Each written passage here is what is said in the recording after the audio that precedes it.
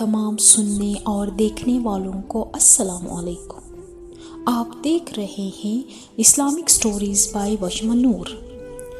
جب حضرت ابراہیم علیہ السلام کو اللہ تعالیٰ کا حکم ہوا کہ خانہ کعبہ کی تعمیر کرے تو حضرت ابراہیم علیہ السلام نے اللہ تعالیٰ کے حکم سے خانہ کعبہ کی تعمیر شروع کی۔ تعمیر کرتے کرتے جب خانہ کعبہ کی دیواریں حضرت ابراہیم علیہ السلام کی سر سے اونچی ہو گئی اور آپ علیہ السلام کے لیے مزید پتھر لگانا مشکل ہو گیا تو اس وقت حضرت ابراہیم علیہ السلام پر ایک معجزہ کا نزول ہوا، چونکہ ایک پتھر کی شکل میں تھا جس کو مقام ابراہیمی کہا جاتا ہے۔ یہ ایک مقدس پتھر ہے جو کعبہ معظمہ سے چند گز کی دوری پر رکھا ہوا ہے۔ یہ وہی پتھر ہے کہ جب حضرت ابراہیم علیہ السلام کعبہ مکرمہ کی تعمیر فرما رہے تھے اور جب دیواریں سر سے اونچی ہو گئی تو اس پتھر پر کھڑے ہو کر آپ علیہ السلام نے کعبہ معظمہ کی دیواروں کو مکمل فرمایا۔ آپ علیہ السلام کا ایک معجزہ تھا، یہ پتھر موم کی طرح نرم ہو گیا۔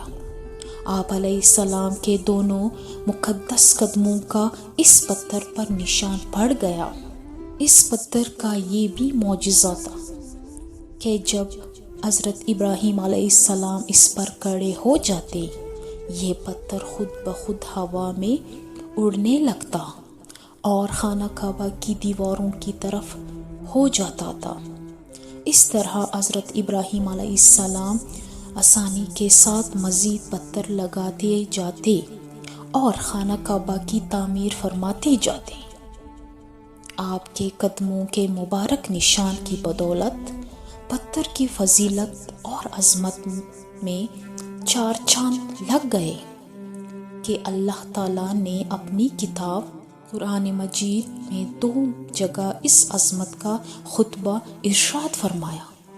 جس کا ترجمہ یعنی کعبہ مکرمہ میں خدا کی بہت سی روشن اور کھلی ہوئی نشانیاں ہیں، اور ان نشانیوں میں سب سے بڑی نشانی مقام ابراہیم ہے۔ اور دوسری جگہ اس پتھر کی عظمت کا اعلان کرتے ہوئے 4000 طویل زمانے سے اس بابرکت پتھر پر